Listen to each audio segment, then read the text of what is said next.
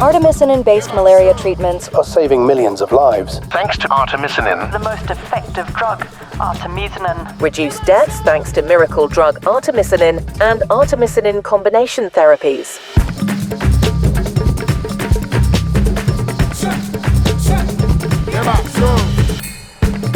The number of deaths from malaria has been falling in recent years, but the spread of artemisinin-resistant parasites could easily reverse that trend.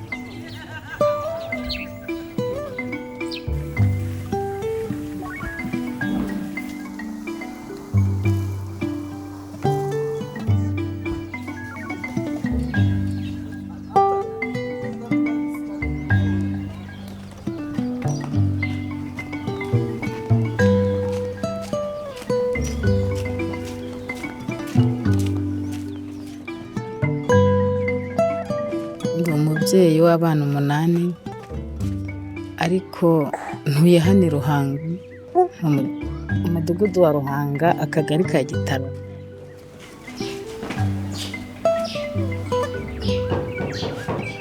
Ni kuvuga ngo narwaje umwana cika intege nyine bibona gutya ndavuga ati reka njye kumujyanama w'ubuzima amavure.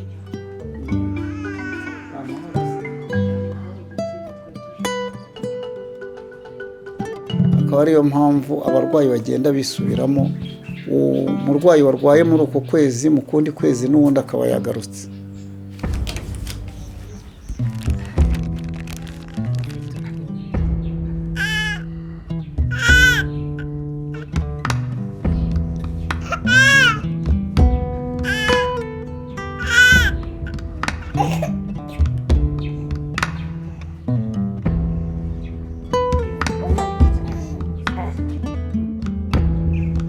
Imiti dukoresha iyo tuvura malaria ni Coartem, niyo dukoresha n'ubundi iyo bagarutse kubera ko nta bundi bwoko bw'umuti tuba dufite bwo guhindura.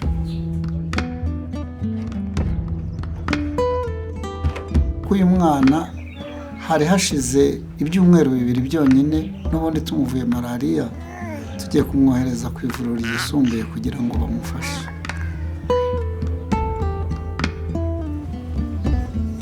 Ntekereza ko yaba irushi ya mbere ubukana kuko mbona malaria ikomeza itajya impana gahenge.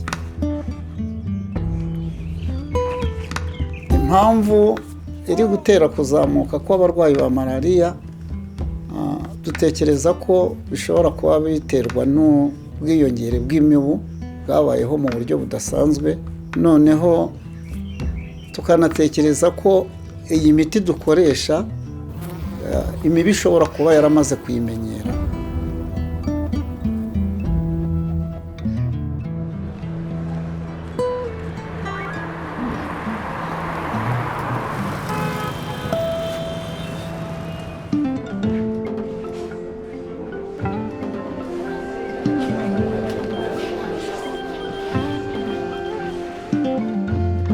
Iyo ndi kunywa imiti ya malaria ibirenda nko mu minsi 4 bantangiye kuzana imbaraga, mu minsi 5 nkatangira kujya nko mu mirimo nta kibazo iyo ndi kunywa ya miti neza.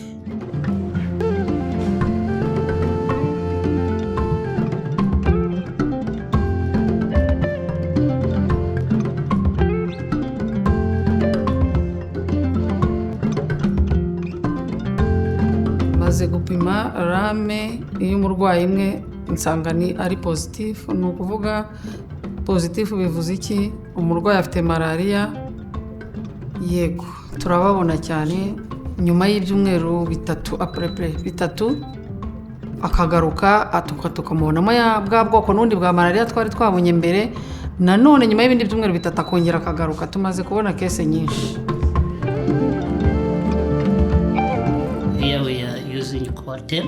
in order to treat malaria.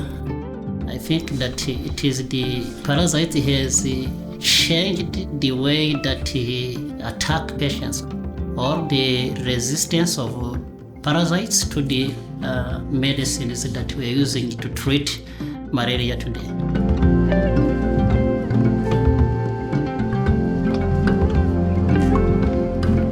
Iyo ingaruka ziza kubonekamo kuko umugabo niwe uhagarariye urugo, ikigaragara byo hari kiba cyahindutse, ariko umudamu akora uko ashoboye akaguha icyo agize gute ikibonetse. Hago mwumva nyine hari kiba cyahindutse.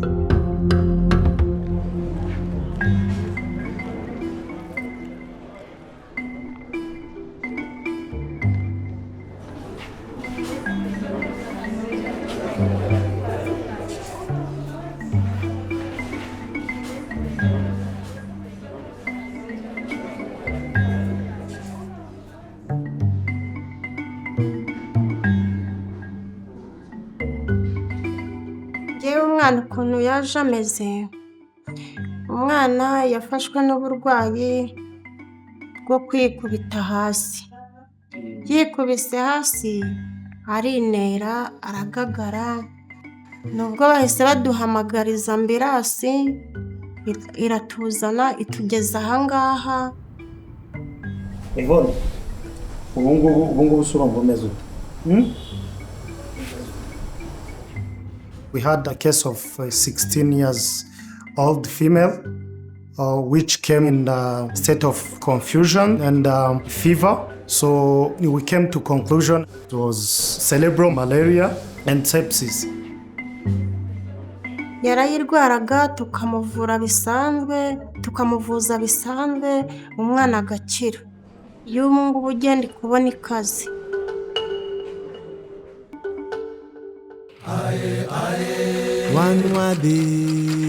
Wanwadi ka Yesu, wanwadi cha mungima, wanwadi ka Yesu, wanwadi cha mungima, kakongudong kudi kanyo wanwadi ka Yesu, wanwadi cha mungima, kamondi udong kudi kanyo